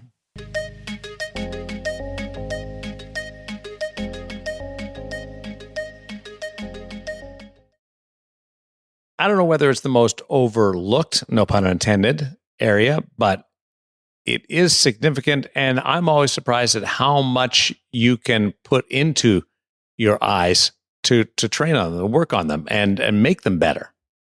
Yeah. Well, in my case, maybe it'll actually help. To me, it was, and we did that interview a little while ago. So now sort of looking back, I can't remember whether we discussed this, but I actually tried some of the work he does to sort of measure convergence and divergence and discovered that my eyes did not converge very well. So in other words, I see the puck off the blade. I see the zone really well. As it gets close to me, I lose it. That's because my eyes don't move together very well. You can do drills and exercises to improve that. So maybe we'll follow along as I start to get into some of that stuff and see, can Crappy Woody actually see a puck as it goes into his glove by the end of the summer? The advice from Josh is one of the most important pieces we've given anybody, because as much as we say that goaltending can bring you skills that will help you later in life and so on, his advice to go and get your eyes checked, this all comes from not goaltending, but being able to read properly, being able to function day to day. The advice that Josh is giving you, the training that he's giving you are going to benefit you every single waking minute of your day. So just love, and Josh is such a great person. He's so fun to be around. So just love the interview today. Woody, thanks for bringing it to us so well. Well, and that's the one thing, like, I hope it came through there. Like for all when he helps kids, like he showed me some videos and like, quite literally, no exaggeration, not just because I'm a big softie, like you're tearing up as you're watching these videos because some of this stuff, you know, when you find a kid that's struggling with school and it turns out he can't read because his eyes just won't move across a page, they jump all over the place, and you can help him train that and his whole world changes. There's some really emotional testimonials that I've seen, some experiences that Josh has shared with me that he's gone through, that really, to me, paint the picture of the person he is. Goaltending is only one small part of it. His enthusiasm, his passion, and the way he blends that into a position he used to play as part of that through vision. It's all part of what you get when you work with Josh at True Focused Vision. So it's not just about seeing the puck better, it's the person behind it. And as you said, Hutch, there are few better in the game. Hopefully it helps you pick out the next big wave coming your way when you head on to the board in Hawaii. This explains why I can see the sets coming, but when I get close and fall, that's my excuse. You don't fall. Oh, I fall. You downplay it. You're good. That's how it's the same as when I play goal. That's not goaltending. That's falling with style. Yeah, but I've seen you play goal, but we're never going to see you surf probably. So just play it up, Woody. No pretending here. Although maybe we'll get a video. I've got a few photos that when my brother-in-law was with me in Tofino and his zoom lenses. I'll share some stuff with you guys. InGoal Mag painted surfboard would be pretty cool. Ooh, that would be sweet. Think about it. Make it happen, Woody. I'm on it. Hey, good paddling, okay? Thank you, guys. Enjoy PEI, Darren, Hutch. Enjoy. We're all going to be on islands. We are. That's true. Oh, that's really cool. Like goaltending, you're on an island and you got to bring your world together. Like we planned it. Like we planned it. Thanks to Josh, of course, Cam, and all of you for listening and being with us. Check out the Bauer Shadow Chesty on YouTube with InGoal and the channel there. And obviously, the world of officiating can use more people and more engaged athletes. Goaltenders are the smartest, so why not make that a little bit better? Check it all out, and we look forward to talking to you again on InGoal Radio, the podcast.